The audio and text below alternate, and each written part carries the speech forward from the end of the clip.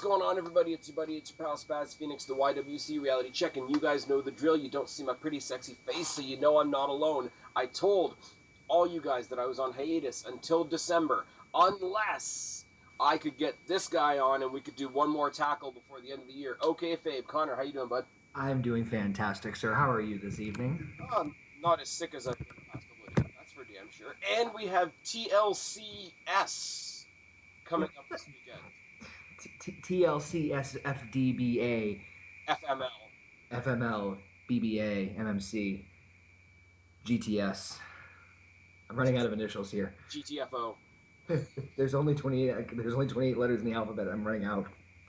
This is okay. Let's tackle this right out of the way. After Survivor Series, going into December, going into the holiday season, this is the period of time that's typically known in the WWE as the month where they really don't give a fuck. They just kind of throw shit at the wall, and WrestleMania season starts. Yes, sir. Do you think that fits this year? Yeah, and the main reason I say that is because, you know, the champion's not around. That is a thing. On the other hand, you got to go with the Lesnar thing, and this is, I think, the argument that everybody's made at one time or another. Because there's no championship in the picture right now, right. Cena's been dialed back to some extent. Yep. A lot more people have had a chance to shine. Look at the guys that have been in the main event pictures the past little while. You got the Wyatts and the Ambroses and the Rollins.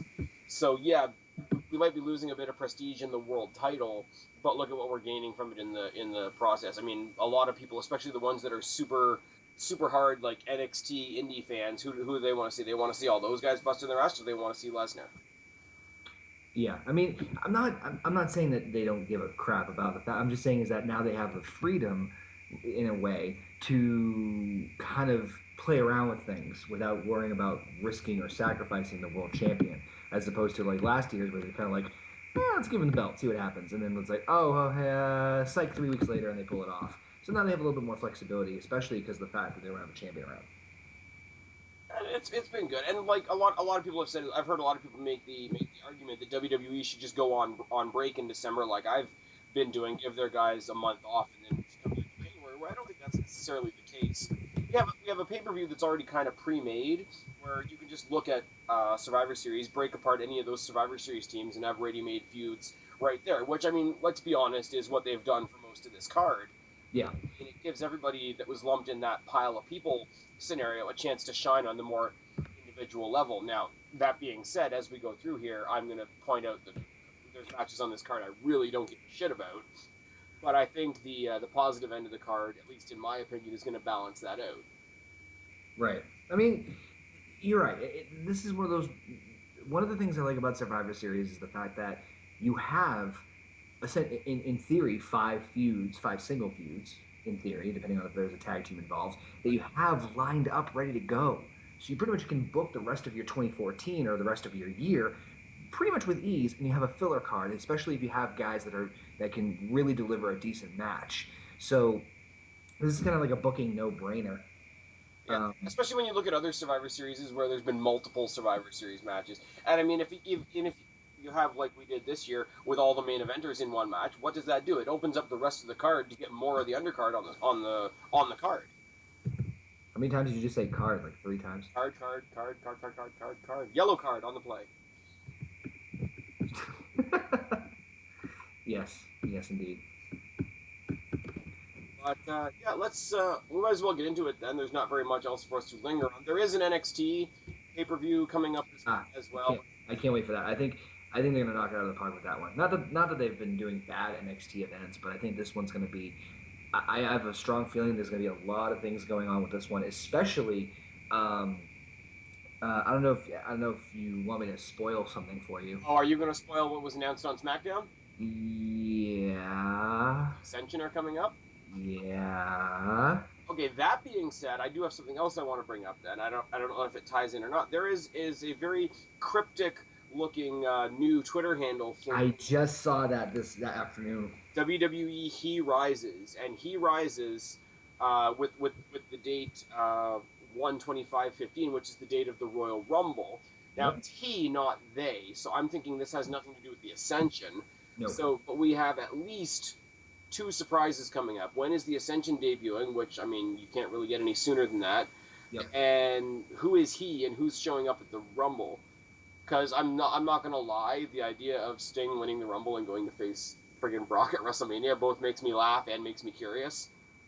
Oh yeah, I mean, unfortunately, the He Rises thing, based off of the pictures, and if those of you haven't seen it, you're not really missing a whole lot on the Twitter thing. It's basically just like a creepy looking tree. Yeah, with a tree in the background. 125-15 He Rises. That's literally all it says. Just the picture makes me think of Bray Wyatt, but he's already sort of made his resurgence. Like, yeah, unless that's the indicator that he thinks he's going to win the Rumble. I mean, Wyatt versus Lesnar at WrestleMania is intriguing as well. You know, it'd be funny as hell, because this has happened before, where WWE has sent out something cryptic, and when we all think it's one thing, it gets swerved to be another. The case in point being when Jericho came back. Remember when Jericho did the thing with the creepy kid, like the creepy school children? Yeah, and it turned out to be nothing, and it was like a big bird to all of us. Yeah. I thought that was clever as hell. So I mean, obviously the 125-15 is pointing, at least from the depiction of the pictures that we've seen so far, it's pointing towards either Sting or Taker, because of the dark grittiness and the way that the font looks and everything. I mean, it's just one freaking picture. There's not much we can really go off of at this point. But I mean, hey, who knows? It could be Jericho again. How big of an FU would that be? Like, oh, you know, the Lord of Darkness comes up from the shadows. He rises through the horror and the pain in order to vanquish justice.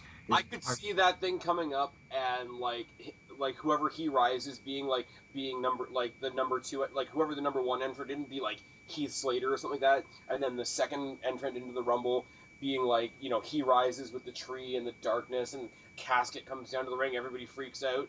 Jericho pops out. He's like, "What? Were you expecting somebody else?" That would have been it'd be so good. You gotta admit that'd be so good. I would. The original DX days, but right before DX in your house, when Undertaker's casket came down and we thought Undertaker was going to attack Triple H, and it was Shawn Michaels that came out, and there was graffiti all over the casket. Oh, I remember that. That was such a big deal. So good. What if it was Santino? We had to put up with him as a GM on SmackDown. And I'm sorry, already, I have pity for the guy because he's injured and yada yada yada. I'm already sick of Daniel Bryan and he's not even back yet. I know that makes me in the minority, but Jesus fuck. Everybody was all up in arms this week with the Slammy Awards that he didn't get Superstar of the Year.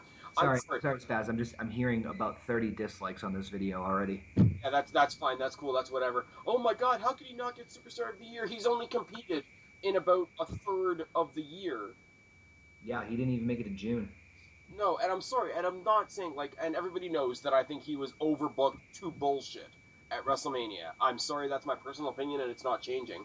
But that being said, yes, he's a fantastic star. Yes, he's had great matches. He only competed in about a third of this year's total WWE product. That does not put you in contention for Superstar of the Year. Yeah, no, I would agree on that one. I mean, you can throw around different reasons why he shouldn't be the Superstar of the Year. However, I personally like his in-ring work. I think he's okay. I know you despise him pretty well. I don't.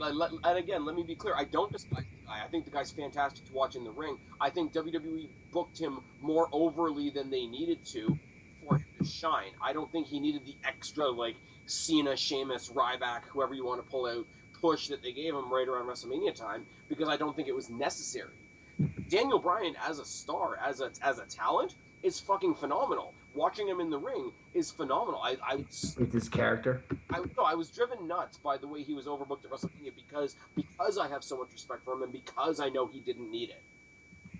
Yeah. That was it. And it's funny, I just find it funny because the same people that would poo-poo me for saying something like that, in the exact same scenario, given the exact same booking, if it was like a Cena or an Orton or anybody else, those people would be the ones that are at the hospital right now.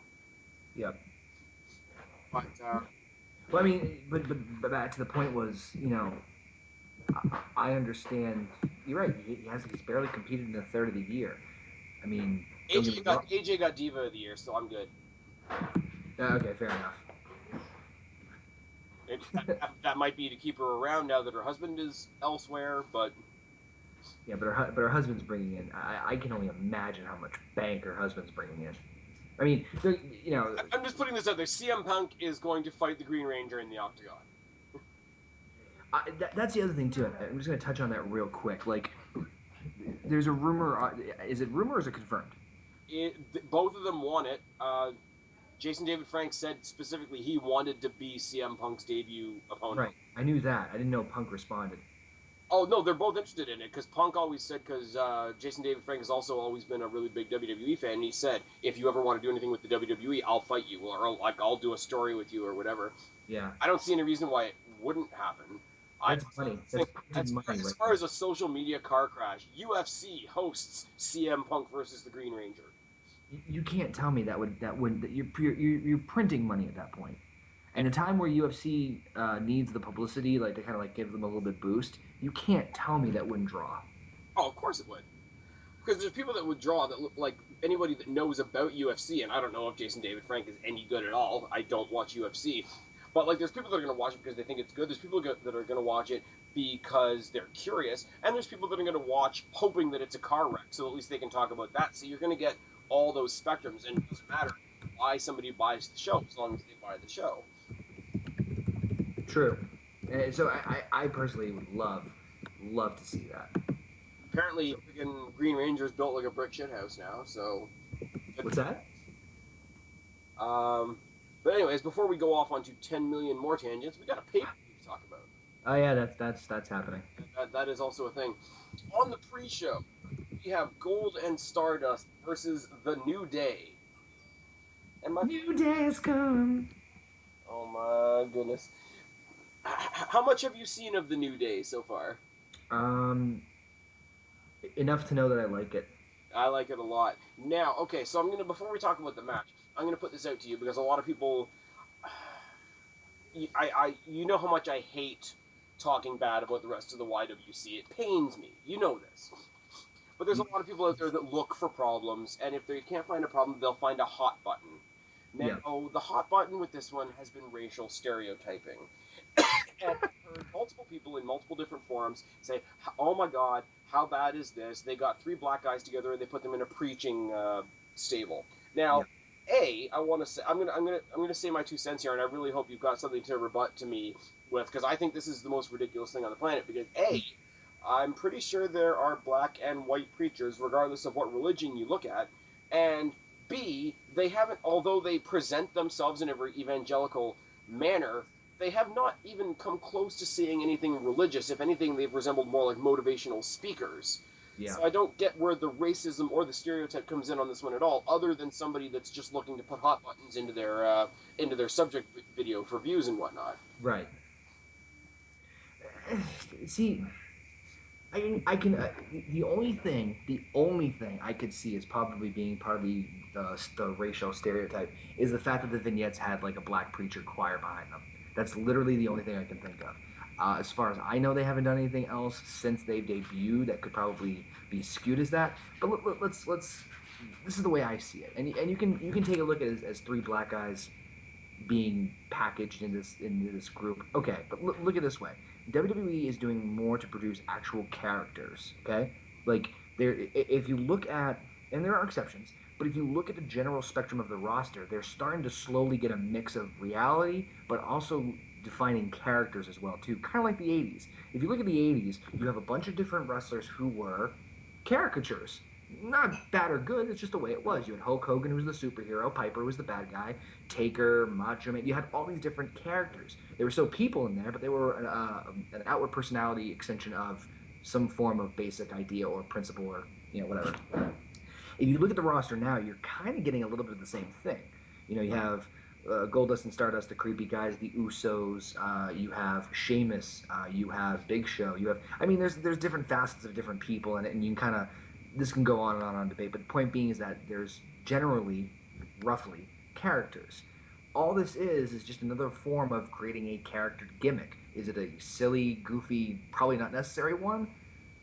Maybe. But to be completely honest with you, you're taking 3 guys who have very damn good talent, and in my opinion, have been held back, especially, and I'm sure everyone's going to agree with me on this one, especially Kofi.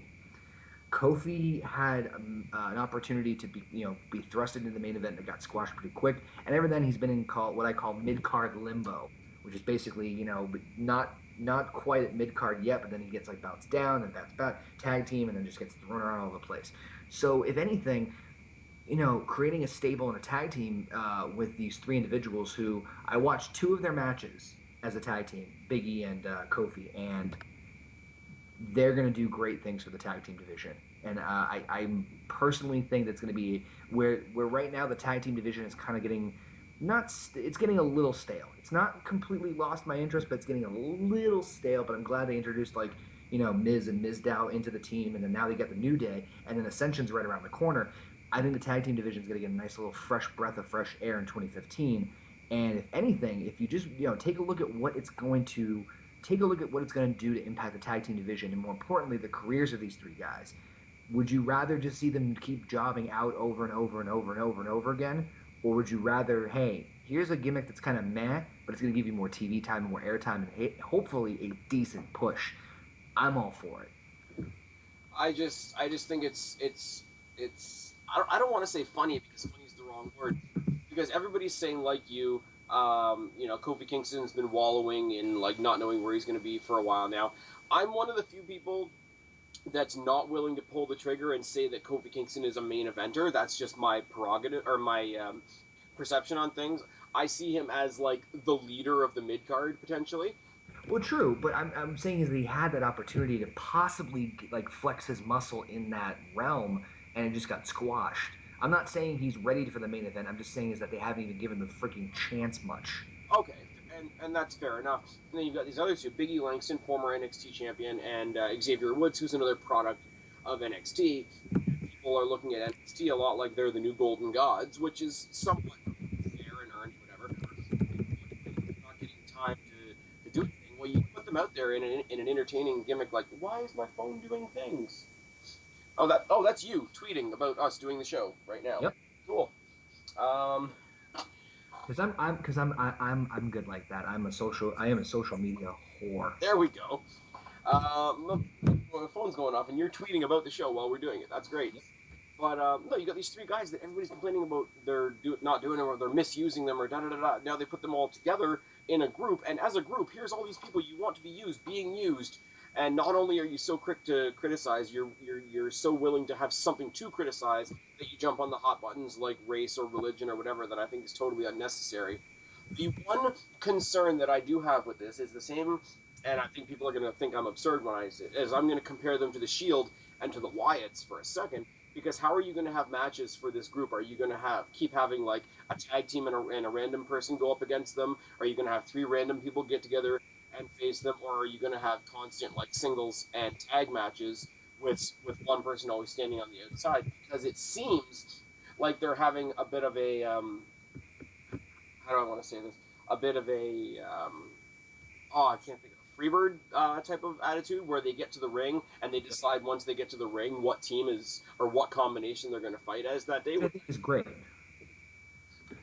I think it's pretty cool, because right now there's no distinct leader. Which is good, and I hope they keep it that way. I hope it's not like the core where it's like, oh, there was no leader, wink, wink, nudge, nudge, Wade Barrett. Yeah. I think if they keep rotating it out, and especially if they use the Freebird rule, which I was always a fan of. If the 3 of them are able to hold the tag team titles, I think that'll create some very interesting scenarios. For those of you who do not know what the Freebird rule is, back in WCCW, the Freebirds, the Fabulous Freebirds, Michael Hayes, Terry Gordy, and oh, jeez. Wow, why did I blank on his last name? Why did I blank on the last guy? I don't even know. I just know what the Freebird rule means. Anyway, so the rule, God, it's going to bug the crap out of me. Buddy Roberts? Yeah, Buddy Roberts. The 3 of them would hold tag team titles, and what they would do is they would rotate them out. So even though 2 specific individuals had won the tag team titles, the 3rd member could interchange with one of the other 2 to defend and or win back the championships. So, for example, you have A, B, and C. In this case, Kofi, Big E, and Xavier. So let's say Kofi and Big E win the tag team titles, but even though the Freebird rule is in effect, Kofi and Xavier, even though he didn't get the essential victory, could still claim and defend the championship if necessary. The Spirit Squad was the last one to do that, actually. Spirit Squad did it. My other example was going to be the early days Wolfpack in WCW did it as well for a little while with Hall, Nash, and Six. Oh yeah, that's right. I forgot about that. It's bad that when you say Freebird Rule, the first thing that comes to your mind is the Spirit Squad. That's why I was trying to kind of avoid it. Trying to come up with something else. But I could see them doing that. I don't have a problem with them doing that at all. But just when the Shield came in and when the Wyatt family came in, they were great and they were impactful, but you never really saw anything going forward because it was always like until the Wyatts and the Shield fought each other, it was always like, here's this one solid unit versus these 3 random thrown together guys, or this tag team and this other guy thrown in, and that lasts for a while. But when you talk about building storylines going forward, there either has to be a distinct tag team and single guy, or there has to be another group for them to go against. And I don't see them going up against another group like the Shield or the Wyatts anytime soon, because those groups aren't here anymore. Right. But them going up against Golden Stardust is a very interesting thing. Golden Stardust getting eviler and eviler by the day. I love it. I think Cody Rhodes, as always, is proving that he's the master of the gimmick. Hand him anything and he'll make it gold. No pun intended. See what you did there. I just think that, like, there wasn't even a reason. They're just so evil and conniving at this point that all they had to do was see somebody walk in the WWE doors with that much positivity, and immediately they need to snuff it out. And there doesn't need to be any more reason than that. I think that's the perfect. It's not only the perfect start for a feud. It's not only the perfect black and white scenario. It shows really how focused on being bad that the Golden Stardust team is now. Well, I think that, and I hate to say this, I think that Golden Stardust kind of became a flavor of the month thing, because you had the whole Cody, everyone, including yours truly, thought, and it was like, Cody's gonna turn on Goldust and blah blah blah, and then the whole Stardust thing started. So you have that aspect, and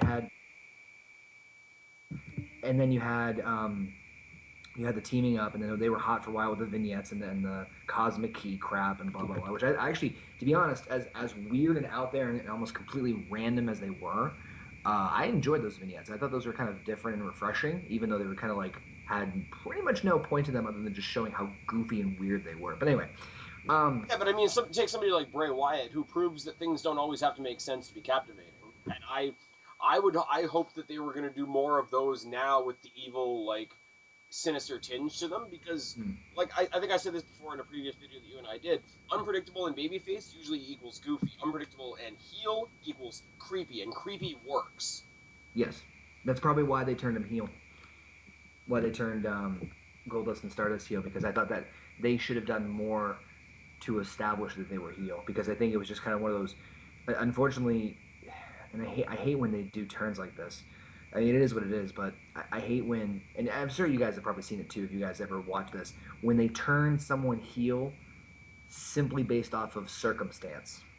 And what I mean by that is, literally, the Stardust and Goldust were doing everything babyface. Goofy, but babyface. Until they reached the Usos. As soon as they did the Usos, then they started doing heel stuff. And just, that was it. That was literally it. And then ever since then, they've been doing heel stuff. No rhyme, no really much of an explanation. It was just circumstance. It's not that they didn't change anything. They purposely changed how they acted in the ring to act more heel. I just was kind of like, really? You had a huge opportunity to kind of make... I'm not opposed to them being heel, don't get me wrong. I'm opposed to... Want more of a reason. Yeah, I'm opposed to the way they turned him heel and lack of a reason. I could have taken a 5-minute interview.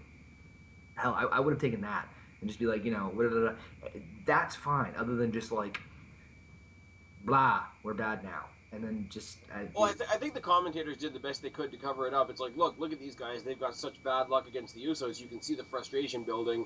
And then the very last time they had a match was, I think, when one of the Usos got knocked to the outside and got counted out because he busted up his leg. Yeah. And I think it's a combination, frustration turning into paranoia. Be like, look, these guys tried to screw us, and you're cheering them, so fuck them. I mean, don't get me wrong. I'm not opposed to... I mean, there's been much worse ways that people have turned heel. But I just wasn't a fan of this one. But I think, going back to the original point, was I think that they. What do you think? I think the original point. Sorry, that was my son talking. I think the original. Uh, the point what I was trying to say was I'm trying to remember it now was I think they became a flavor of the month kind of thing, and then once they won the tag team titles, it's like okay they're there, and then they lost them. It's like now what? Like they had I think that they had a plan of okay we're gonna eventually get into the tag team championships. Okay, now that they don't have the titles anymore, what now? And unfortunately, I think that's one of the main problems that a lot of the things they don't see with the tag team wrestling. It's better now, but back in the day, when the tag team divisions weren't like barely anything, which wasn't that long ago, it'd be like, okay, new team debuts, and let's shock them and let's have them win the tag team titles in their debut. That's dumb because now they have nowhere to go. At least with Stardust and Goldust, they built them up. So maybe this whole thing with New Day is a nice way to kind of give them an extension on that. But unfortunately, I don't really see them coming out on top unless this is a continuation of a feud. So as far as who I think is going to win this matchup in terms of the way they've been booking it, I'm pretty confident it's going to be New Day. I like to see Stardust and Goldust get a victory just to kind of A, give them some sort of credibility back since they lost the titles, and B, hopefully, keyword hopefully, continue the feud from here.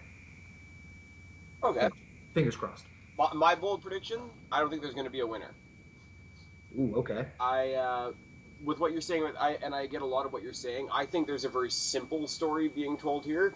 And it's like I say, on their way to the tag team titles, they were getting frustrated, which ultimately led to the heel turn. Now that they don't have the titles, they're going to be, twice as pissed off, twice as dastardly, twice as whatever. And, along comes this great new positive, happy-go-lucky faction. Let's fucking destroy them. So I think they're going to get jumped and get the living shit pounded out of them on the pre-show. And it's going to be a sympathy ploy, and it'll be a sort of an undercard rivalry going into 2015. But here's the problem, though, and the only reason I'm kind of hesitant to agree with you on that one is because 3-on-2. I'm not saying they couldn't do it. It would make me scratch my head. It's like, really, 2 guys outpowered 3? That's gonna make them look pretty bad, especially when you have someone like Big E on the team. Yeah, but 2. Unless they had weapons. Does a babyface team take advantage of the 3-on-2 advantage? If they're being threatened. Or if they did, what if they did something like this? Golden Stardust come down and they get all like bitchy and snappy on the mic and be like, "Hey, if you guys are so good and so positive and have so much confidence yourself, how come there needs to be 3 of you? Send one of them to the back. Have it so that the rock paper scissors thing means that it's Xavier and Kofi that are going to fight that night, and Big E has to go to the back. Wait till Big E goes to the back, and then the remaining 2 get the friggin' beat down." That I wouldn't be opposed to. That would make sense to me. That would be fine. Makes sense too with Golden Stardust doing the mind games as they do, eliminate the advantage and take out the. I'm sorry to call them new guys, but as a team they are new guys, and Xavier Woods in particular is a relatively new guy. Right. So I don't feel bad in this case saying taking advantage of the new guys. Right. So that's my thing. I think there's going to be some sort of tomfoolery. I don't think we're going to get a finish out of this. I love tomfoolery. I just like saying the word tomfoolery. Shenanigans. I call shenanigans. Hey Farva, what's the name of that crap with the place with the goofy shit on the wall and the mozzarella sticks? You mean shenanigans? Give this video a thumbs up if you get that reference. I'm going to say that's a waiting reference. I want to say close. Super Troopers. Oh, I haven't seen Super Troopers. This is. You're missing out. Go watch it. Have you seen Waiting? Oh, of course I've seen Waiting. Have you seen the sequel? Yes.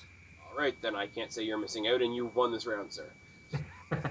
Next round, let's go to the main event show before we start talking in circles about B movies, about restaurants and such. I'm going to start. The way I've done this list of matches is I've done them sort of in order of my give a shit. So right at the bottom, I'm sorry, the first 2, I'm just going to throw them to you and ask you if you have anything to say, because I really don't. Cool. Kane versus Ryback in a chairs match.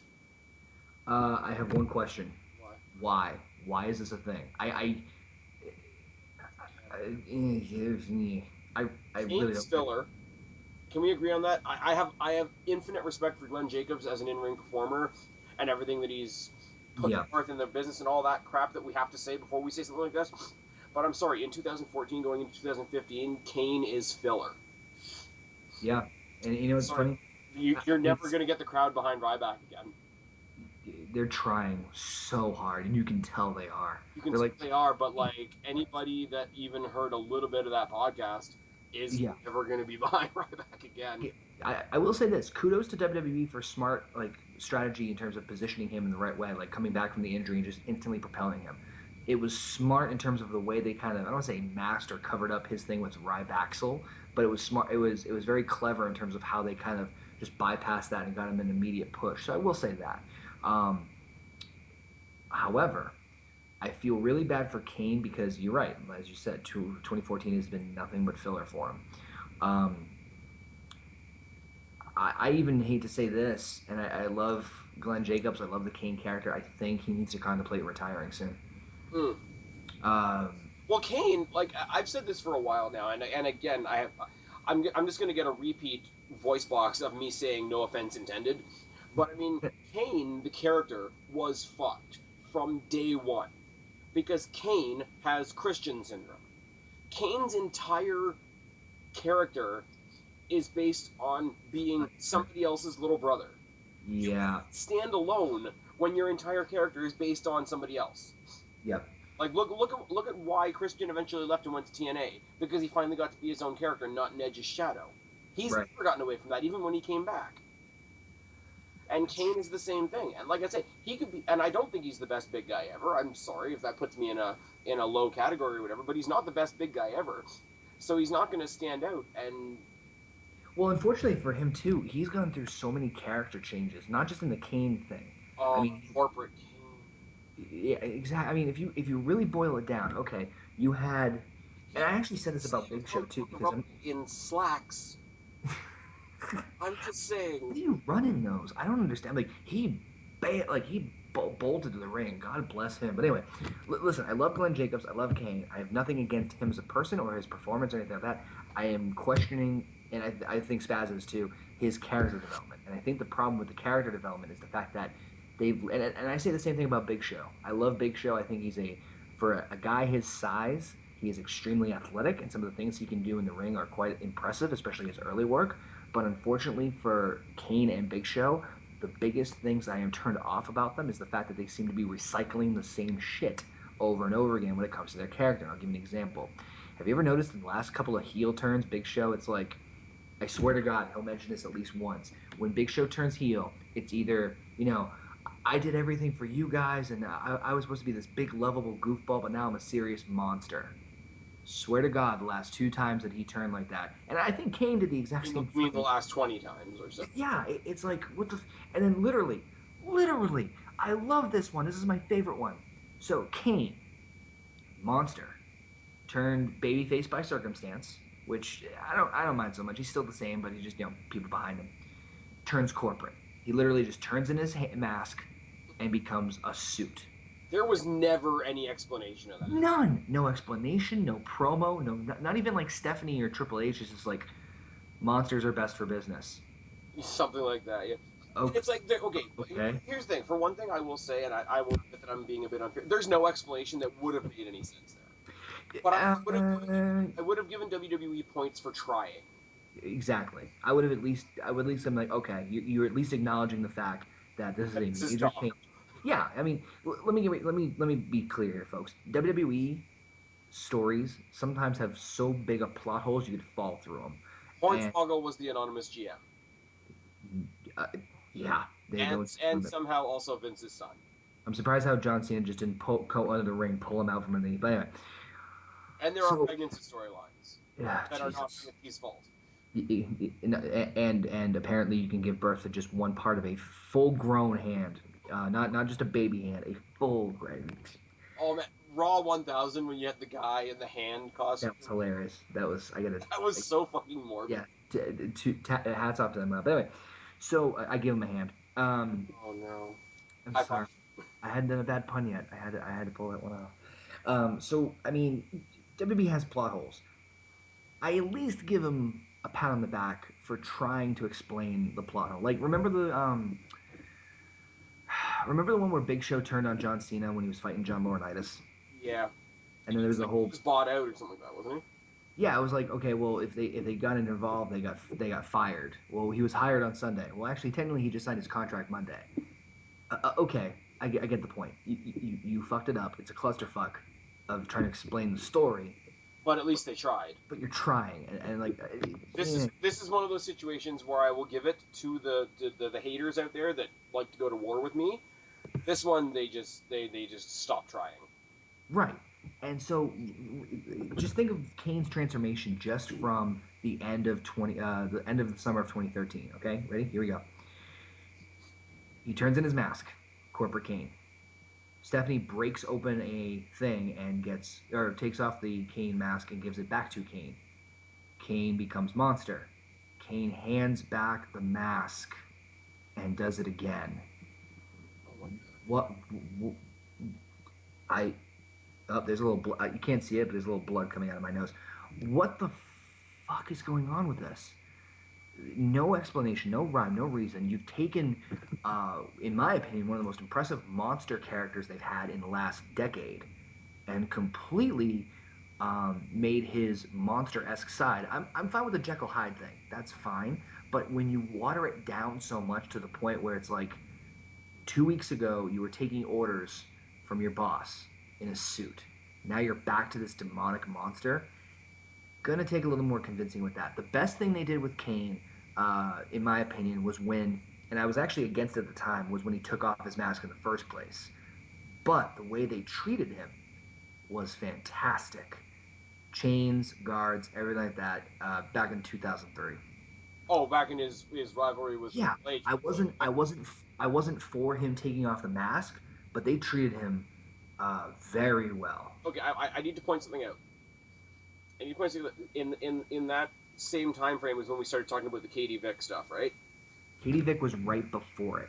Okay, so I want to point out something just so that people that are listening get the gravity of this. Guys, we would rather have a scenario where Triple H is banging a dummy in a fake funeral home than what's going on right now. That's your comparison point. Yep. Yeah. That's how bad it is. So I mean, we'll take a We'll take a dummy banging over this. This should be this is a T-shirt, Spaz. If you start doing T-shirts, I'd rather take a necrophilia angle than nothing at all. Oh my god! I don't know, that seems a bit stiff. It sounds like a T-shirt. I think your fans will enjoy. Anyway, so to wrap this up before we keep going on and on and on about this, my point being is that Kane's character has been so watered down that to me it's almost completely irrelevant. You take away the authority that actually had some sort of like leash on him, so now it's questioning as to why he's still Corporate Kane. It really is. But it questions to me is why are okay, and this is going to be something we could talk about through many other matches, but why are Kane and sometimes the Big Show and J&J Security still having Rollins back? I think J&J Security keeping him with Rollins is a smart move. I don't see the association with the others. Wrestle again? Because if they're going to actually... I'm a fan of both of those guys. If they're able to legitimately wrestle again, I wouldn't mind that. Me neither. But I mean, I love when they were when Ambrose was talking to them and said, "Oh my God, they're sending the Cruiserweight division." It was so good. It got such a pop, but because people want the Cruiserweight division back. I'm telling you, I went on somebody's show and I can't remember whose, but I said how I think the Cruiserweight division would be great to create that must-see excitement factor of Raw again. Doesn't matter if there's storylines involved. One of the big reasons it got so big over in WCW was because of the in-ring action, and Bischoff was smart enough to put it at the beginning of the show, so it sucked. Can I point something out that's going to get me a lot of heat? Yeah. If WWE gets a Cruiserweight division again, that'll be the nail in TNA's coffin. Yeah, especially where TNA is not really capitalizing on their X division. Yeah, we talked about that before we went on the air. But anyway, to wrap this up, because I don't want to keep on and on and on for everybody who's listening. But, so my point being is that I think Ryback's going to get over, clearly. And I'm sad because I think that the Kane character needs to kind of go away. As much as I love the Kane character through the ups and downs, I think Kane needs to retire soon. Because unfortunately, they've watered down his character so much in the last 2 years that, to me, the character's almost irrelevant. Okay, before I give my final thought on the match, we can agree that whenever he does retire, Kane will end up in the Hall of Fame. Oh, if he doesn't, it's a travesty. But here's my thing though: do we want to string him along so much that when he does make it into the Hall of Fame, nobody gives a shit? Um, That's my last thought on that. What I want to say about this match is I don't care about Kane, unfortunately. Ryback is never going to get his momentum back as far as I'm concerned. And the third part of this equation is the match. Because there's no history to a chairs match. And I'm going to compare this to something else we're going to talk about in a second. But I mean, tables matches.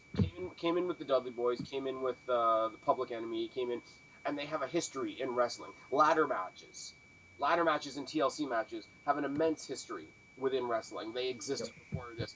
Chairs matches were only brought into existence so that we could have the TLC pay-per-view. So I don't care about either person in the match, and I don't care about the match itself, which is the perfect recipe for me to say, yeah, Ryback's going to win, but who cares? Pretty much. I mean, chairs match are almost laughable to me. It's because a hardcore match. Yeah, it's just a focus on one weapon. It's like really gonna. I mean, like ladder matches. Okay, folks, tables and ladder matches, right, have a purpose to them. They factor into the victory. Exactly. Chairs don't. Unless you're climbing a set of stairs of chairs, there's no effing point. Unless they did the thing where Cena, like how he pulled down the display and they just all fell on Wade Barrett, which I thought was absolutely hilarious. It was kind of badass and pointless at the same time. Yeah, it was. He was clearly under that big safeguard. I love how he just like pulls it and like you hear just 30 clangs and Cena's like, hooray! But anyway, you're right. Tables matches and ladders matches, those weapons, those items factor into the victory. Chairs don't. You might as well call it. You know, it's like no holds barred in street fight.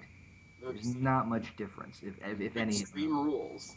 Exactly. It's just a fancy way of kind of just promoting it. So and here's what I want to know though, because you remember there was a match a long ass time ago, and it was obscure and it made no sense anyway. You remember the Good Housekeeping match between Jeff Jarrett and China, where weapons were where weapons were permitted and all that sort of thing, because he was being all sexist and shit. So there was like an ironing board and a cooking pot and all that kind of thing, and she lost the housekeeping match by disqualification because she used Jarrett's guitar on him because the guitar isn't a household item. I want to know if somebody in this match gets hit with something other than a chair, will they be disqualified? Because that'll just solidify our point of it being pointless. That would be damn right hysterical. But yeah, for the sake of me making a prediction, I'm going to say Ryback because they're going to try to push him, but that's all I got. And in the realm of stuff that I almost as much don't give a shit about, Big Show versus Eric Rowan in a stairs match, making this Sunday TLC-S. More like TLC BS. Let's be real here. I mean, okay, I'm gonna just touch on this, and I'm gonna touch on the subject of the entire card for the most part. Realistically, like we said at the beginning of this is kind of the area where WWE doesn't give a shit. And if you look at the card, okay, with the exception of I think maybe 2 or 3 matches, not anything could happen. Anything, anyone could win, and the ramifications would really not be that important.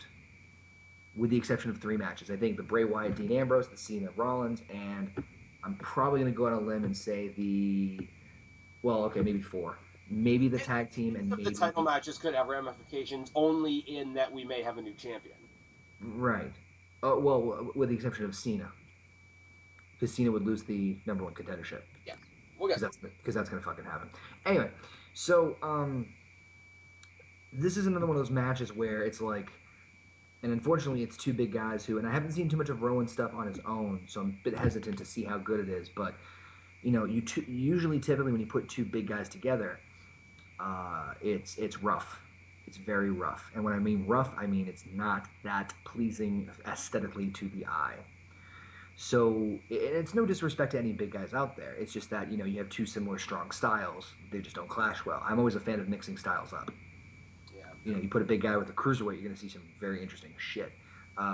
Case in point, Big Show Mysterio from 2003 Backlash. If you haven't seen it, go watch it. Good shit. But this one, it just makes me kind of scratch my head. And to be completely honest with you, Spaz, I'm right in the same boat. Do not give a shit. Big Show's a fresh off of a random heel turn that's kind of tweener, yet kind of not, and he's a bully, but he is, and he is. Again, fucking ass backwards.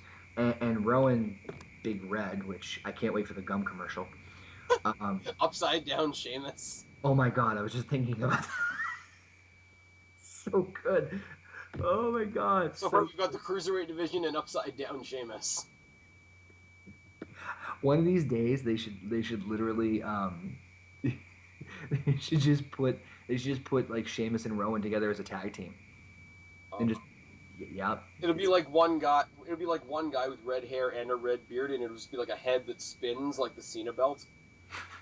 It's like one of those optical illusions. Where does one begin and where does the other end? No one knows. Okay, don't say that. That's going to lead to a whole bunch of really bad jokes. I kind of like Rowan, so let's not do that. I do like Rowan. I just haven't seen much of his in-ring ability yet as a singles competitor. Tag team, he's phenomenal, but singles, you kind of have to wait and see. Well, they're kind of trying to play him off as this sort of like quiet, intellectual, like unsuspecting genius. They've changed his gimmick 3 times. He was supposed to be like in love with Lauren, and then like a good guy, and then like his genius. It's really weird. I'm not saying it's bad. It's just they're kind of not making up his mind with him yet. And I mean, it would make sense for Rowan to get the victory in this one. I'm pulling for Rowan. Even like with Rowan, there's potential. With Big Show, we know what we're getting. With Rowan, there's potential for development and all that, because I think as a singles guy, he's obviously still young because we've only seen him as a single for a couple of months.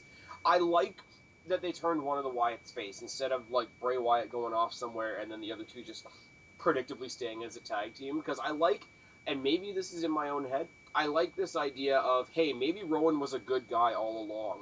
All of his bad traits and all of his following along with the Wyatt cult and whatever was purely due to Bray's brainwashing. And if that ever does become the case, A, shot in the arm for Bray Wyatt for the power that he has over other people. B, you never know, down the line we have a Wyatt-Rowan feud. Because I actually that would be very intriguing. Originally that they were setting Rowan free, and I didn't know that they were doing Harper as well. I was thinking potentially we were going to get just Harper and Wyatt as a tag team, which would have also been interesting, but they didn't decide to go that way. I think the smartest thing would be to keep Rowan and Harper as far away from each other as you can, because you can just pull them right back. Well, yeah, you've got the built-in history right there that the match is easy to have.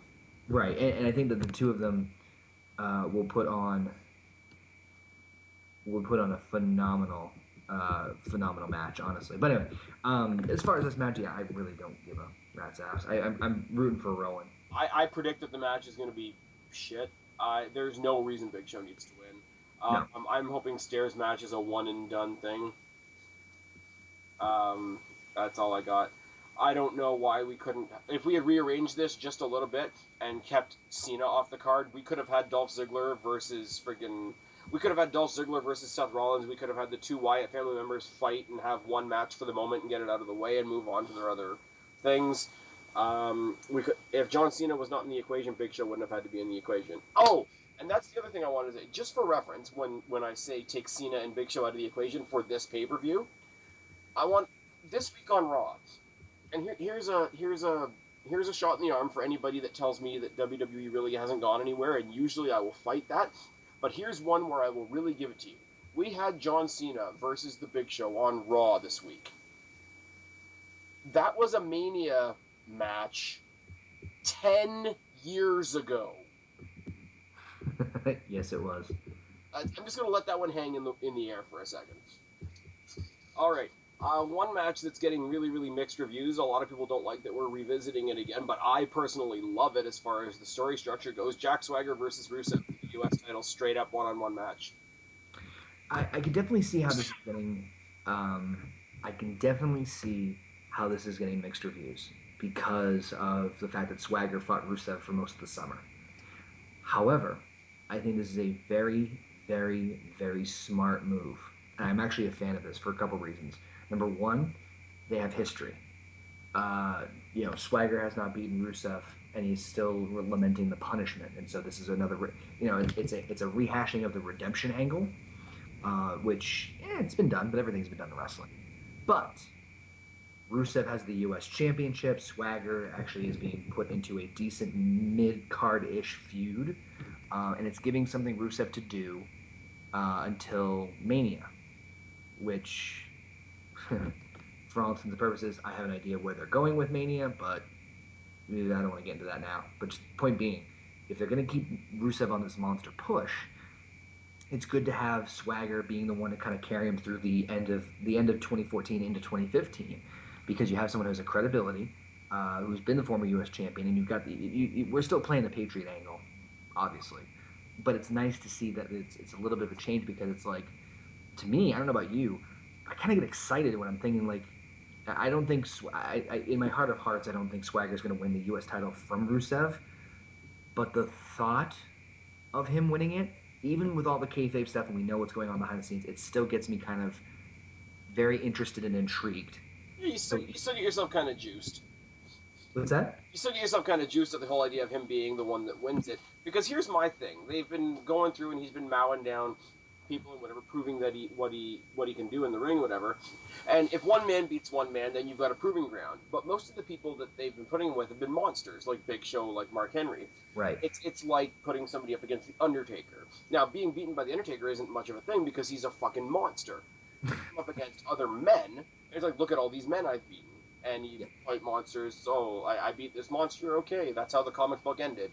I like, especially when it's a proving ground, I like it to be up against other real people, if that makes sense. No, it does. You're trying to. I mean, I think the reason they threw Mark Henry and Big Show at him was to give him that quick, instant credibility. Oh yeah, the mountains to climb. Yeah. And that's what Mark Henry and Big Show and Kane and guys like that are good for these days. When I say they're filler, they still have their place. But when you get into the actual feuds, I want to see some real person on person, some technical, not one guy getting squashed until the other. And to be fair, I was a fan of the matches that Swagger and Rusev had. I thought they were pretty damn decent. Because they're two athletic guys, and their abilities in the ring and their speed and whatever other elements you want to go, they make you forget how big these two guys are. So if you get two guys that are relatively the same size, you can forget necessarily that they're huge. Because Swagger's not a small guy, Rusev's not a small guy, but they're a good match for each other. So that in itself doesn't automatically overshadow the whole match. It's like, oh, well, this guy won because he's bigger, or this guy lost because he's smaller. It's like, no, they've got like fantastic technical, like, what do they say? Rusev has like sumo and sambo backgrounds, and we all know the credentials of somebody like Jack Swagger, and they come together great. And it's not just, two freight trains going at it, which is what you get, I'm sorry, when you get guys like Big Show and Mark Henry in there, because it becomes that. Right. But yeah, I mean, it's going to create a different intrigue. I mean, we came off, and I think this is why another reason too is that Rusev just came off beating these two huge monsters, and getting told off by The Rock, which I have mixed feelings about, to be honest with you. But that whole segment, but I'm intrigued about this, especially with the fact that Swagger's got this frustration, this momentum, and the fact that he tried to break Rusev's ankle. So in a way, maybe they're trying to make Rusev the underdog-ish, if that makes any effing sense. But it's still intriguing to me because I think that they could really do some interesting angles with this and continue it on. So yeah, could be interesting. I'm like I said, I unfortunately don't think that Rusev will lose the title. I think that ultimately you'll see. You will see Rusev retain all the way through this, and Jack Swagger won't win the U.S. Championship. But it doesn't mean I'm not going to still watch. So I think the TLC performance is going to be something definitely you don't want to miss. I think Rusev wins this one. One of my reasonings being is next week is Tribute to the Troops. Rusev walking through all those troops with the U.S. title over his shoulder. Huge heat magnet. Yeah. I could see him possibly losing it in a match at Rumble, or I could see him having a big showdown with somebody bigger at Mania. Well, the rumor is that they will have him with Cena. At Mania. Yeah. I wouldn't mind that at all. So the question is, if and or when will he lose the U.S. title? And my guess is if that rumor is true, they will most likely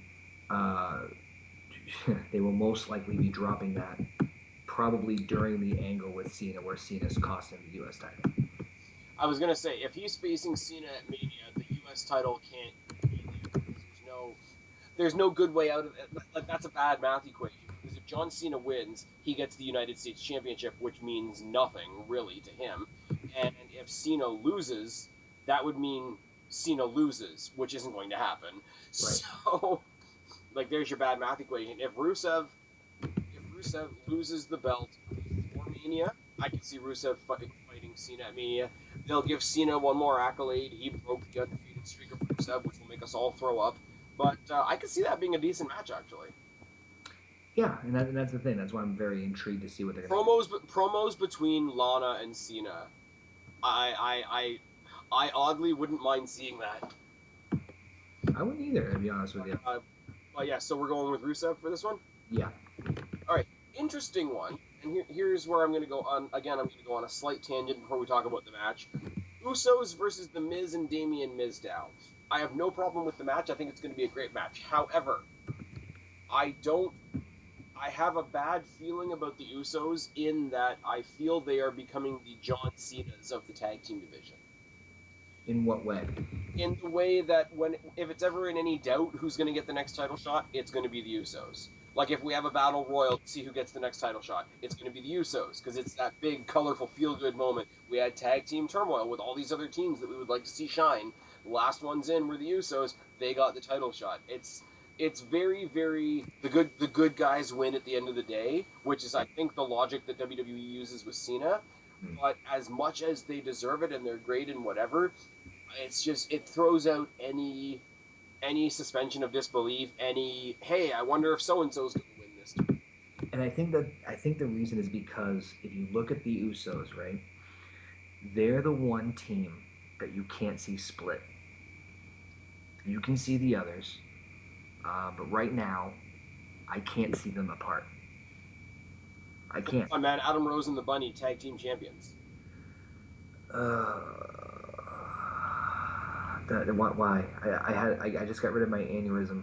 Why? Why just? Just traded it in for a staph infection. Oh. Oh my God. Don't get me wrong. I don't dislike the Usos. I don't think they don't deserve the spot that they're in. But I think they are becoming the easy answer. And I can see that. And to be completely honest, I mean, unfortunately, it's probably the John Cena effect too. I don't mind it now, but after a while, it might get stale.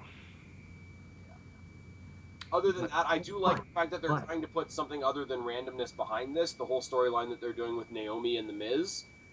I think it's giving it something other than, hey, we won a match on Raw, so now we're going to fight again for the titles again. And here's the thing you can do too, and this is one of the other things that's really lacking in the tag team division. So while the Usos might be the John Cena-esque of the tag team division, there's something else they can do with that too if WWE was smart, and use that as the staple group, staple team of the tag team division. What do I mean by that? Well, here's what I mean. Undertaker and Shawn Michaels back during the brand split. They were the two legends on each brand. Shawn Michaels on Raw, Undertaker on SmackDown. Right. What they did was, their purpose was to get young guys over, right? Yes. More or less. So, why not have the Usos do the same thing? Establish the Usos as one of the key staple talents of the tag team division and use them as a way to get tag teams over. You can't tell me that when the Ascension comes over that I'm not saying they should fight the Usos right away, but I'd pay money to see Ascension versus Usos. Yeah, I would almost say, and not to deter from your point, I would almost love to say if I had known that we were going to have the Ascension coming up this soon, I almost wish that Golden Stardust weren't having this thing against the New Day for the reason that they are, because the reasoning that Golden Stardust are using right now, look, here's a big ball of positive energy team that just came in. Let's get rid of that. The Ascension are like the darkest of dark tag teams. They could have taken a very similar stance and done that with the New Day, or to your point, the Usos as well. Right. I want to see Gold and Stardust and the Ascension versus the New Day and the Usos. Oh, This needs to happen. sounds so good. But as far as who I think is going to win the tag team titles, I would like to see them on Miz and Mizdow still. I think they should retain. I think Naomi is going to cost the Usos the titles. I think you're right. I think that she's got her screen test or whatever, Yep. That she got from Miz this week, conveniently enough. And I think we're going to see a situation where before the show or on the pre-show or whatever, it gets announced that she got the part in whatever she was auditioning for. Yep. And there's going to come a point where it's Jimmy Uso that's Naomi's husband, right? Is it Jimmy or Jay? I can't tell anymore. I'm going to go with Jimmy because I think it's Jimmy. Okay. Where Jimmy's just going to be beating the living crap out of Miz in the match, and she's going to feel bad for this guy that just helped her, and she's going to distract him. Miz and Mizdow get the win. They have a kayfabe sort of breakup type thing, and potentially we get Naomi as the valet for Miz and Mizdow. Woot woot. I doubt that would be a nice little change of pace. I can see them carrying that for a while. Yeah, but whether or not the Naomi thing comes to fruition, I'm thinking Miz and Mizdow are going to retain. Yeah, same here. Okay, now we get into the good stuff. Yep. Now we get into the really good stuff. Dolph Ziggler versus Luke Harper in an Intercontinental Championship ladder match. I've said this before many a times when we've done these collaborations together, and this is another one of those matches where I don't care who wins, it's going to be fucking epic. Yes. I really do not care who walks out as the Intercontinental Champion because both men deserve it.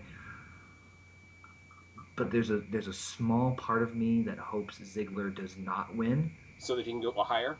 Yes. There we go. Are you with me on this could be the dark horse match of the night? Oh, absolutely. Absolutely. I think that Rusev and Swagger will be.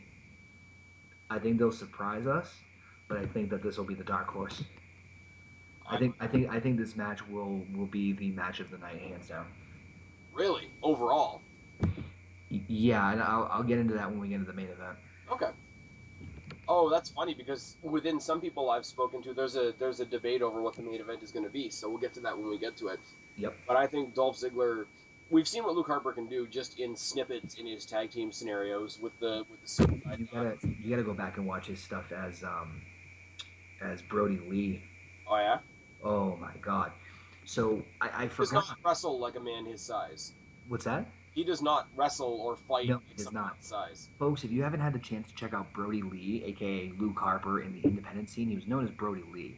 He wrestled a lot in CZW, and you hear a lot of these things about when WWE brings guys in from the independents that they kind of limit their ability or limit what they can really do. They don't let them go all out. This is kind of one of those situations. When I saw that he was being paired with Bray Wyatt, I got super excited because I knew once he went off on his own, he was going to have these stellar mid-card, these stellar matches, bar none. Just wait until this. I'm sure some of this will shine in this match. I think this will be. I think with the two of them together, with the possibilities and things they can do, I'm going to say this matchup is going to be the match of the night. And if it wasn't already going to be, then Dolph Ziggler, it's not like Dolph Ziggler bumps for anybody. Yeah, right, yeah, he doesn't sell. No, I mean, between the two of them and the fact that you're throwing in the mid-card title, where it's starting to get some importance again, and you're getting Ziggler's push off of Survivor Series, and you're getting a ladder involved, it's just like, oof. It's going to be really good. I guarantee it. As far as who I want to win, like I said, not really too much of a care because I think that both these guys are going to kick a lot of ass. So it's not like I'm like, oh, this match is going to suck. It's like I don't care who wins. I just want to see the match itself. However, my heart goes a little bit towards Harper to retain. For one, to keep him on a strong push as the mid-card champion, and two, to hopefully get Ziggler up a little bit more. Ziggler's got a shit ton of momentum right now coming out of Survivor Series. Like, let's be real. Time. It's I don't even know what to say. I'm with you. Like Ziggler winning this could be a hit or a miss because if he wins the Intercontinental Championship, that solidifies him as being back in the mid card. If he doesn't, it frees him up to go to the main event. One of my predictions is that either Rollins or Rowan are going to get involved in this match in some way, shape, or form. I think Luke Harper's going to keep it, but it's going to be through less than perfect means. Mm. But either way, because they have to come up with a way for Luke Harper to win and Dolph Ziggler not to lose steam, so I don't think it's going to be clean one way or the other. I think maybe Rollins is still I don't know if you saw Raw, Yeah. but how Rollins was when he stole Sting's Slammy Award. Yeah. But how he lost the biggest victory of his career. And I mean, Ziggler took out the last 3 members of that team, including Rollins, by himself. So you have to know that there's a Dolph Ziggler Seth Rollins feud coming. And I was going to put it to you, how would you feel about Ziggler versus Rollins ladder match for the case at, say, WrestleMania? I'd have to change my underwear. That's unfortunate. I would shit bricks because they would kill themselves. They would literally kill themselves. Okay, how would you feel about this? Ziggler wins the briefcase off of Rollins. Later on that night, Roman Reigns, who wins the Royal Rumble, goes on, beats Brock Lesnar. Everybody's pissed. Ziggler cashes in on Reigns and walks out with the championship. You'd probably have the exact same reaction you did when he cashed in on Del Rio. Seriously, you'd have the exact same. Which is funny because the crowd went ape shit. I still remember it vividly. The crowd went ape shit over him cashing in, and he was a heel. That was the best part of the whole thing. He was more over than Del Rio. It was the funniest damn thing. Well, because Del Rio's character didn't work as a face, but that's a whole other conversation. In fact, I actually watched his shoot interview, which if you get the chance, go watch it. It's phenomenal. He said, he goes, I was not a fan of turning face. He goes, my character does not turn babyface. I said, I know why they did it, but it was stupid. So even he didn't want to turn babyface. Well, I think I'm not saying I'm a wrestler, but I think every wrestler knows, especially when they get up to that point, they know where their character lies. Right. But yeah, we're both saying Harper for the IC title, and both of us are saying that it's for Dolph Ziggler's better good. It's what's best for business. It's what's best for Dolph. It really is. Hashtag best for Dolph. The Slammy Award winning Diva of the Year for 2014, my girl AJ Lee takes on Nikki Bella for the Divas Championship. This is a toughie. I think Brie's going to turn on Nikki. I think it's going to be something like that. I think it's going to be like you made me your slave for a month. I helped you get the belt. I made you think we were all good again, but fuck you. No, we're not. But I think at the same time that it's not going to work. I think that in trying to screw her over, she's going to end up helping her because it's going to distract AJ, and AJ's not going to get the belt. I'm smelling a triple threat at the Rumble. I would love to smell a fatal 4-way at WrestleMania. I really would. Who would be the fourth? Paige. Who are the only 4 relevant divas on Raw? Ooh, yeah, they okay. That's a thing. I think Charlotte showed up on Raw this week, and she was more relevant than half the Raw Divas roster. Yeah, when she comes on, which I'm gonna take a stab in the dark and say she's gonna be called up right after Mania. Yeah. When she gets called up, she's gonna get so much momentum. Probably just as much as Paige when she debuted. Yeah. Charlotte versus AJ. I'd be okay with that. Yep, ditto. Yeah, not for any lack of trying, but I don't think AJ's winning this one. No, I think Nikki's going to retain. But I think that Brie's going to turn on Nikki to set up a triple threat at the Rumble. Booyah! I'm pulling for that Fatal 4-Way at Fatal 4-Way elimination submission match at WrestleMania. When you say pulling for it, do you mean pulling something, or I'm sorry? I had to go there, man. It was a masturbation joke. I had to stop. You come on.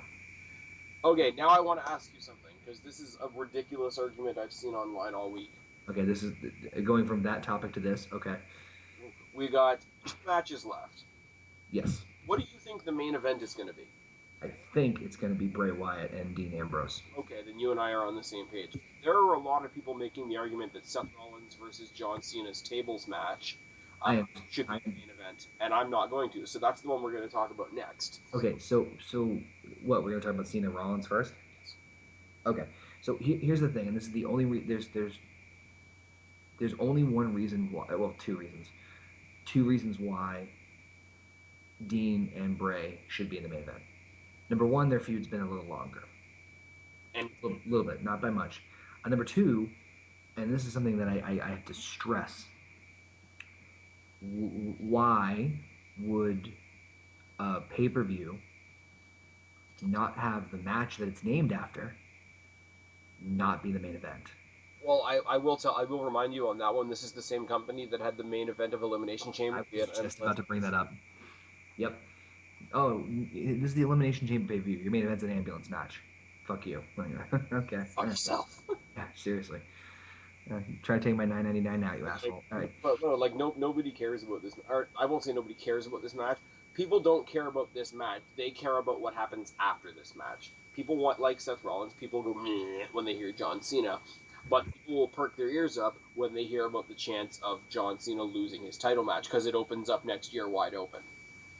I don't think so, though. And here's the thing. Here's my take on this, and this can go either way.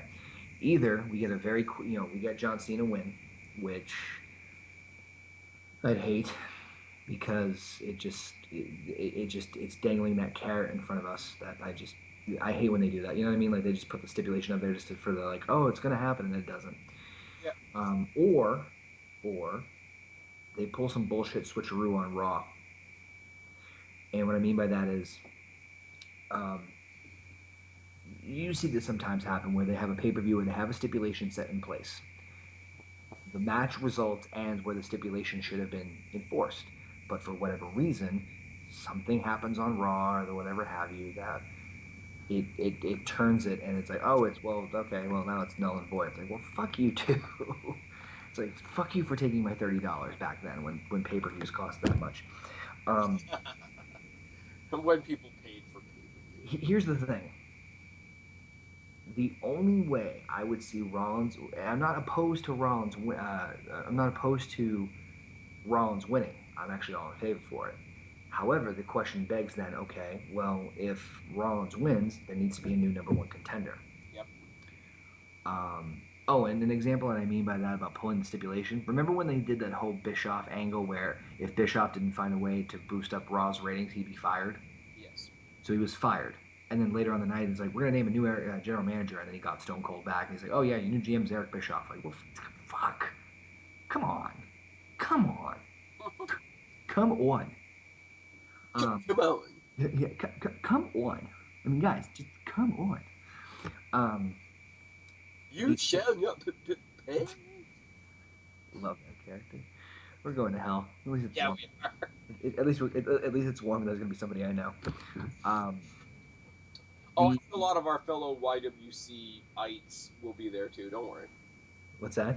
I think a lot of our fellow YWC members will be there too. Don't worry. Perfect. Give a thumbs up if you want to go to hell with us. Anyway, so the only thing I can think of in terms of, okay, well, let's say Rollins did win. Who would be the rightful number one? Who could be a decent number one contender to fight Brock Lesnar at the Royal Rumble? Now, in all intents and purposes, Brock would retain, but we need to put a somewhat credible main event person up there. And I can only think of one person other than Cena. I think you and I are thinking of the same person. Who? Orton. Yes. Orton comes back, like what they do, and here's what I would do. And it's not the greatest of streamlines of a story, but here we go. All right. So we have Rollins beats Cena at the TLC pay-per-view. He loses his shot. They come out, whoever the GM is for Raw the next night. I think next week it's going to be Jericho, so that could be interesting. So we say, oh, okay, he was supposed to have a title shot at the Rumble, so now we're going to have a new, whoever, whatever, right? Yep. You have Cena somehow politic his way into the battle. They do a battle royal, because that's the easy answer for everything. I know it's predictable, but just go with me for a second. Cena somehow politics his way into the battle royal. He, or they do like when they do the mini Royal Rumbles on Raw, where they do have people being announced every minute. Yeah. Cena gets announced relatively early, makes it close to the end. He gets taken out of the Battle Royal or Royal Rumble by Rusev. There's your first step towards their match at WrestleMania. Seth Rollins giving him a high five, acting like they're all in cahoots, whatever. Your last surprise entrant is Orton. Orton goes on to the Rumble, puts over Lesnar so that he's been put over by somebody other than Cena. Then we head towards Mania and Reigns versus Lesnar, and everybody wins. Orton moves on to somebody else. Cena's already got the seeds planted for his thing with Rusev. Rollins goes on to WrestleMania to fight Ziggler for his briefcase. Everybody wins. Yep. That's all I get. Eh? That's like the equivalent. That's the equivalent of the Dean Ambrose nope. Except I got it. I got the okay Fabe. Yep. Yep.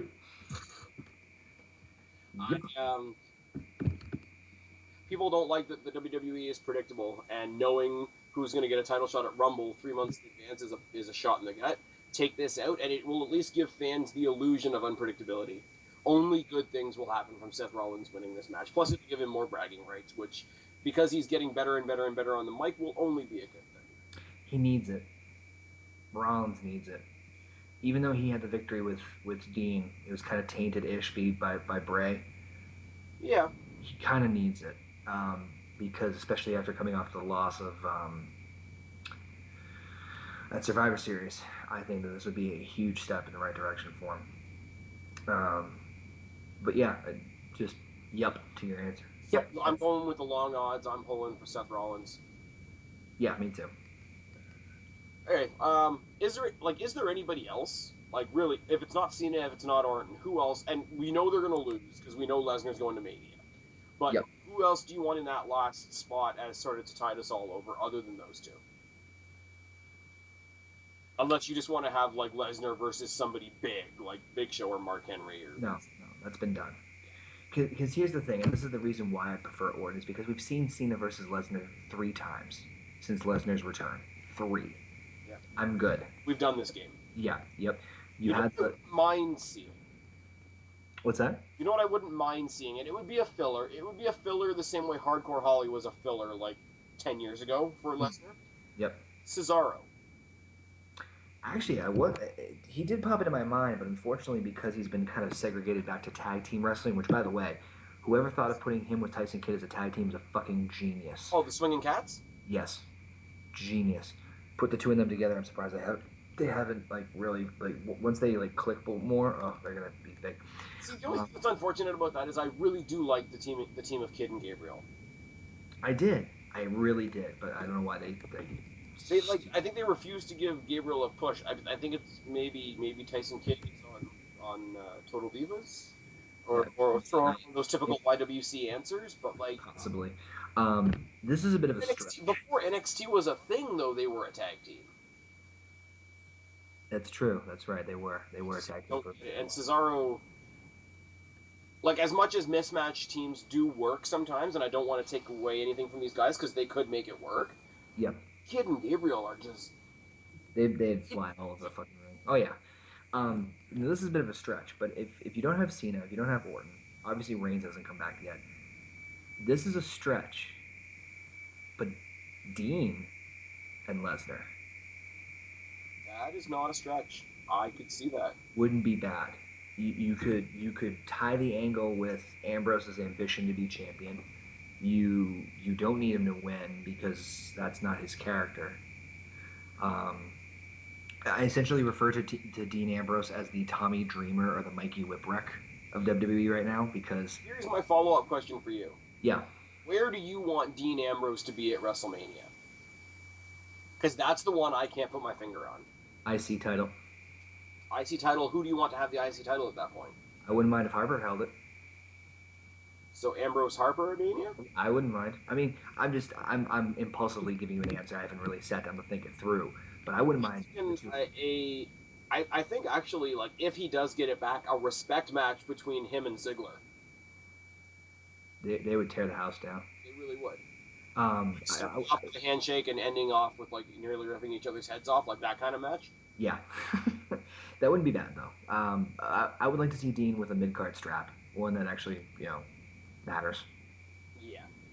Because the U.S. title, yeah. Because he's kind of floating in that, like, Well, the only reason it only matters because of the current storyline. Like, it only matters because it's the U.S. title on a Russian guy. Like, it doesn't matter because it's the U.S. title.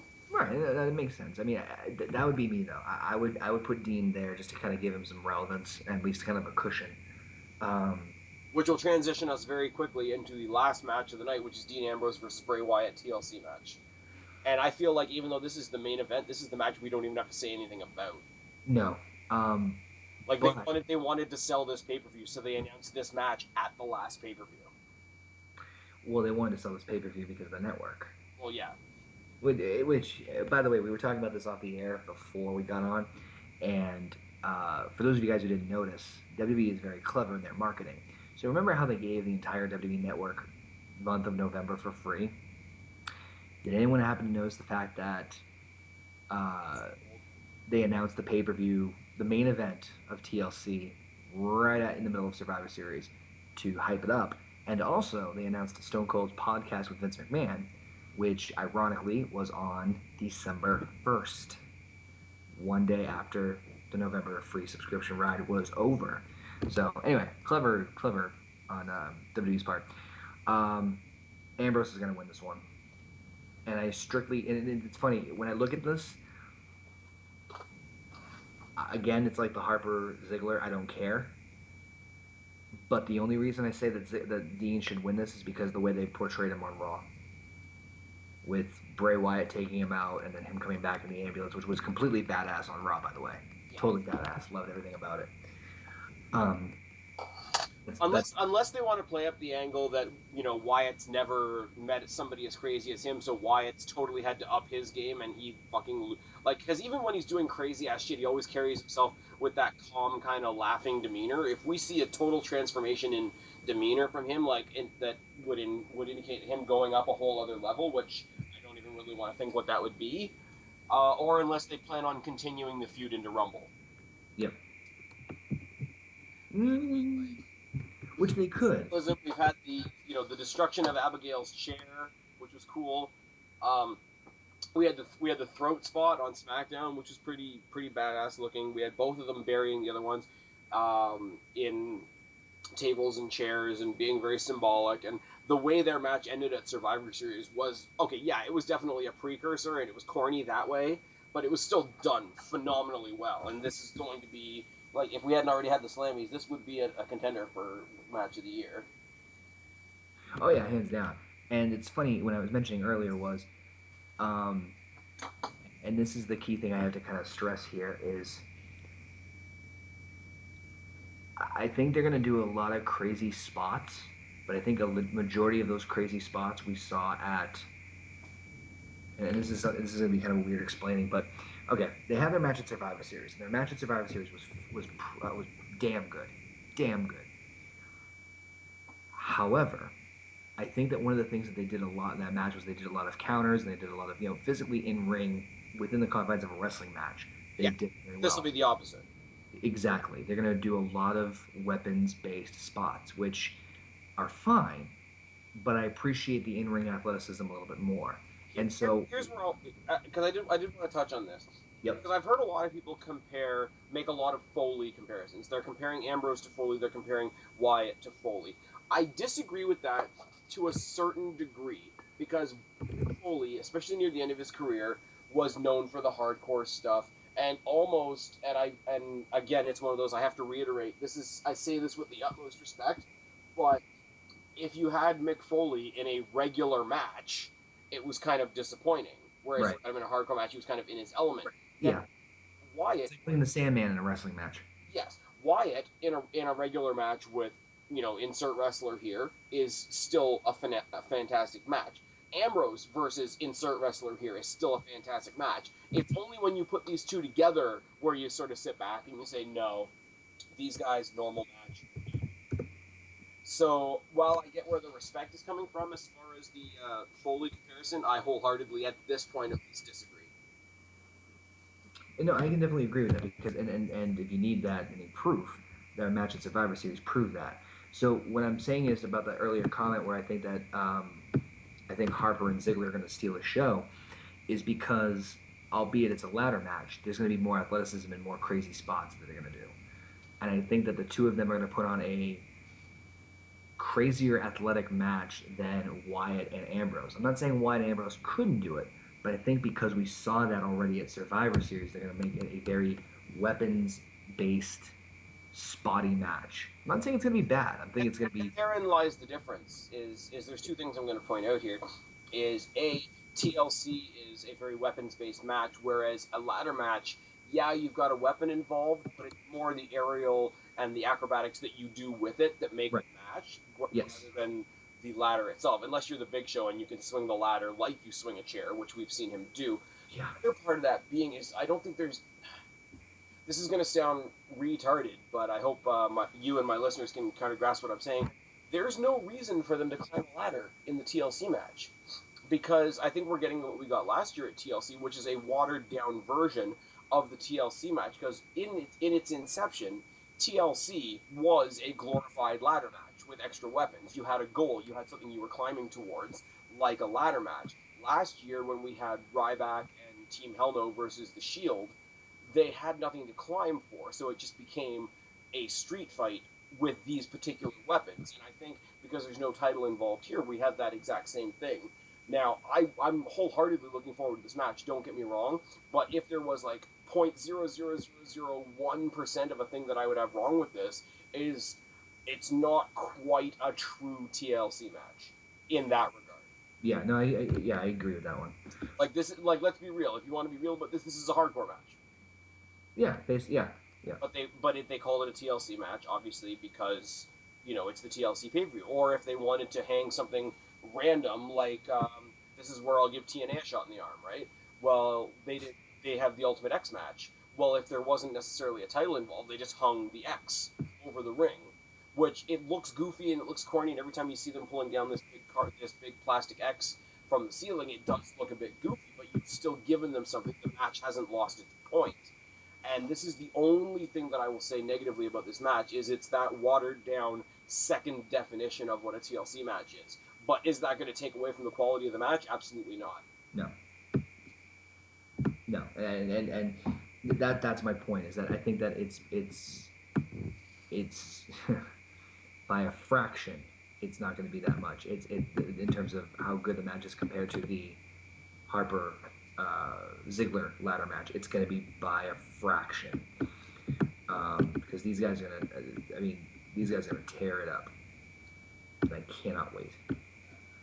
I almost wish that WWE recognized that and put the Seth Rollins John Cena match sort of third last. One can hope, one can pray. Or I don't know, like, I know they think John Cena's like a main event guy and it has to be near the main event, but look at how they schedule Mania now. They usually put a pretty big match at WrestleMania in the middle of the card. You could have a situation like that again. Yeah, right. Jeez. I think we're talking about dark horses. I think AJ versus Nikki, if given the right amount of time and the right amount of non-bullshit, could be another dark horse for the night. It could be, but the way they've been treating Divas matches lately, I don't think so. That's my only concern. I almost want to see, if it's going to be bullshit, I want it to be full bullshit. Get Brie and Paige involved. Set up that precursor for that Fatal 4-Way at WrestleMania. Like, now. Do it right now. Right meow. Right meow. Anyways, before we get into more lame, overly used YouTube jokes, I think we've just about done it. Oh boy, we got through another one? Man. So I tell you what, man, we missed Survivor Series, unfortunately, and that was just due to bad timing. Yeah. Got TLC, and all things being equal, Tackle will be something that carries over into the new year, unless you plan on going anywhere. No, I keep on planning on doing this with you, my good friend. All right, sounds good. Anything else you want to add before I tie this baby up? Nope. Where can they find you? YouTube.com/OKFabe4ever. Follow me at Twitter at OKFabe. Bear with me on my YouTube channel because I'm going to be relaunching a podcast very soon, and who knows, I might get a certain Mr. Phoenix, who's known to be Spazzy, on there once. What? All right, that's it for you, and what am I going to say? What I always say. I've been Spaz, that's been OKFabe. Subscribe up there, talk down there, start a conversation, keep all these conversations going. Tell us down in the box below, down in my crotch, what you think is going to happen at TLC. Don't be a stranger, I'll talk to each and every last one of you later, but for right now, I'm tagging out. Bye, guys. Peace!